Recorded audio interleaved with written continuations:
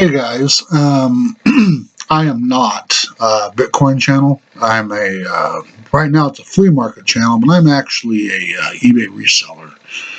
But I've been looking at cryptocurrency again. I was involved in it back in 2014, 2015. I owned some Ethereum back when it was 11 cents. Ran into some issues, had to sell it. Been bemoaning that ever since.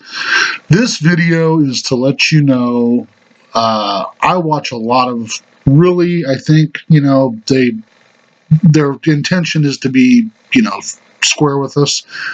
But I watch a lot of guys on YouTube explaining the Bitcoin transactions and how they're working.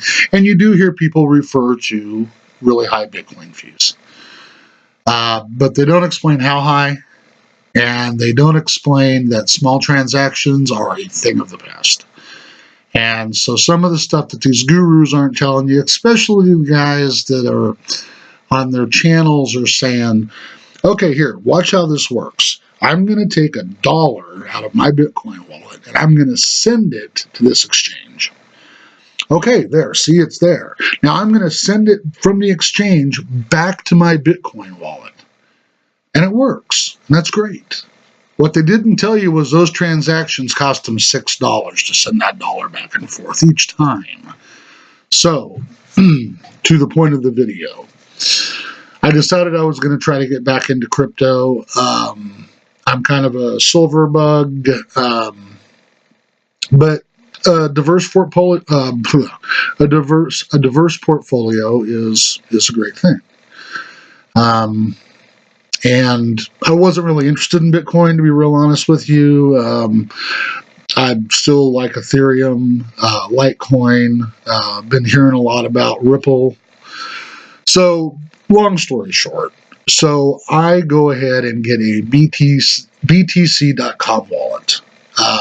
They make the purchase really easy. You don't have to go through, days and days worth of identification checks. I've had a Coinbase account since 2014, so that's all set up.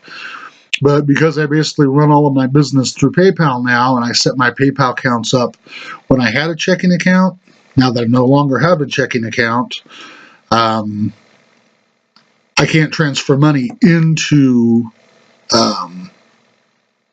Coinbase anymore.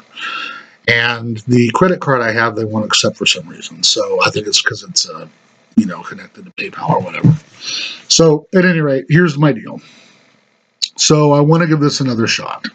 So I open a BTC.com wallet and I transfer $20 into it. When all is said and done, I've got, I don't remember how many Bitcoin, and I never will talk in Bitcoin.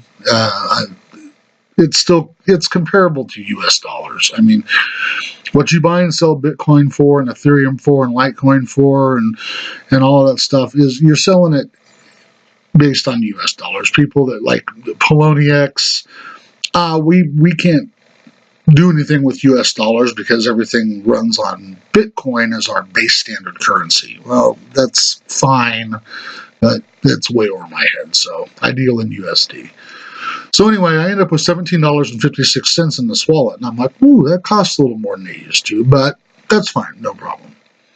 So then I try to transfer that $17.56 worth of Bitcoin onto a exchange so that I can, basically my thought is I'm going to take another slow start at it. I'm going to throw 25% at Litecoin, 25% at Ethereum, 25% at Ripple. But first, what I've got to do is I've got to get my Bitcoin on an exchange. So I type in that I want to send $17.26 from my wallet address to the exchange address I have set up. And it starts to process it and says, I don't have enough funds. So I'm looking at it, and I'm not reading it correctly yet. So I had 0.00524 Bitcoin. So I'm thinking to myself, well, okay, apparently what you have to do is you have to subtract the transaction fee from the amount you're trying to transfer out. I thought it did that automatically, but apparently not. So fine.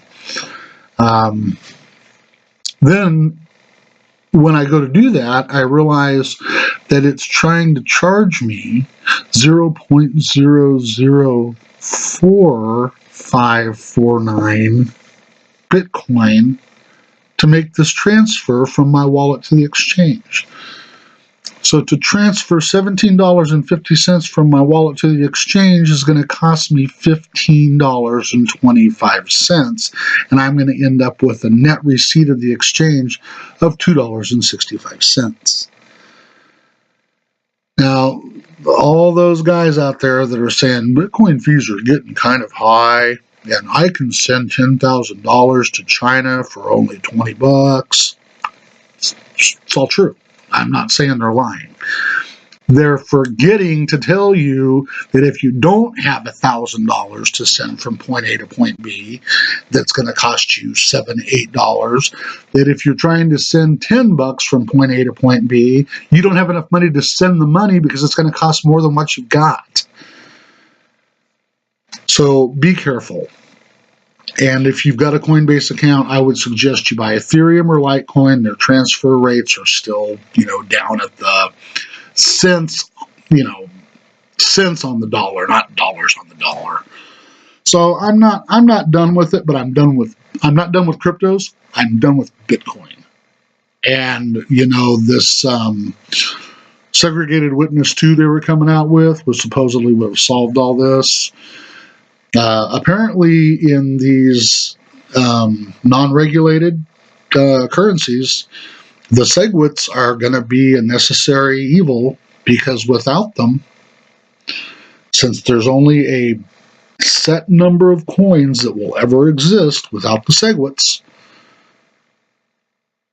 the miners are just going to keep charging more and more and more and more, and it's going to get to the point where you're not going to be able to afford to exchange the Bitcoin. All you're going to be able to afford to do is buy it, let it sit, hope it quadruples in price so that when you do want to cash it out, you can afford to do it without losing your butt. To make matters worse now, since I decided not to even mess with all of this, so I set up a Ripple wallet. I decided I'm just whatever money I can save it. Because I know people will say, well, you should have left the $17.56 USD in Bitcoin in your wallet and waited for Bitcoin to rise. Bitcoin would have to rise a lot for that $20 to turn into something that I could afford to ever withdraw from that wallet. I mean, it would have to triple in price, right? So just don't do the small increments in Bitcoin. So anyway, I decide that I'm going to just put it in Ripple because Ripple's what I'm looking at and Ripple's what I'm thinking is going to go. And I know that I'm off center on the screen, so I apologize. So anyway, I decided to heck with this. I'm just going to set up a Ripple wallet.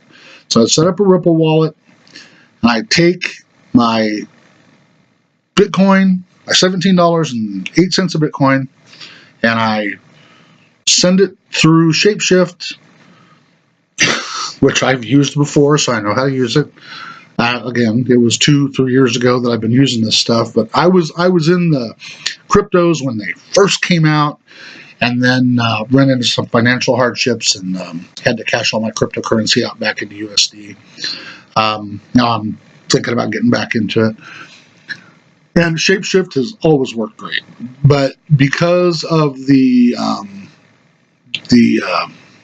I'm not all hip on the terminology, but because of the number of confirmations it takes to get through the blockchain and so on and so forth, I took finally got an option for a lower rate, so they were only going to, I finally got down to a 0.0013, which was still like $8 on my $17, based on the price of Bitcoin at the time.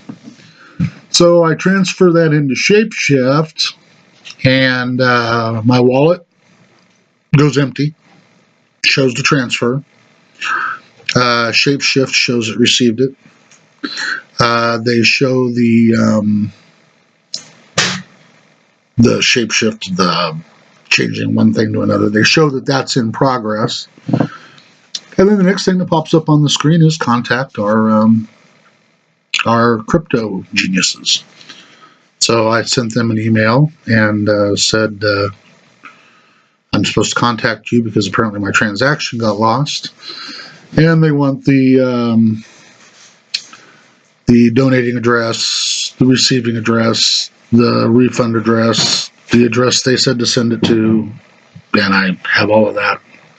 Go on the blockchain, find it, give it all to them. It's been 72 hours, not a word. So not only did it cost me more than half of my original $20 investment just to move this coin from point A to point B to point C, but it never made it to point C. It got lost at point B. And point B is not contacting me. So this is just a word to the wise. What I want to let you know is that you will see a bunch of the crypto gurus out there. No, I'm not saying they're bad people. But when they say the Bitcoin fees are getting high, they don't tell you how high and how literally ridiculous it is. If you, like, I watched a video on a guy right before I came on to make this, and it made me mad. So that's why I'm on here. He said, he was complaining, price of crypto is too high.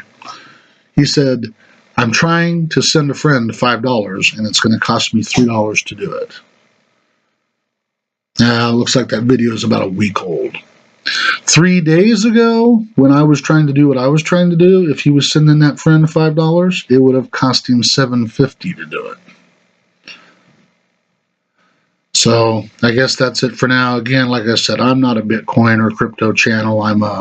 Right now I'm a flea market channel, but I closed the flea market and I'm pretty much a eBay reseller. You might tell by the stuff hanging all over my walls. But anyway, thanks for your time, and I just hopefully this will keep people from making the same mistake I made. And that's all I had. Bye.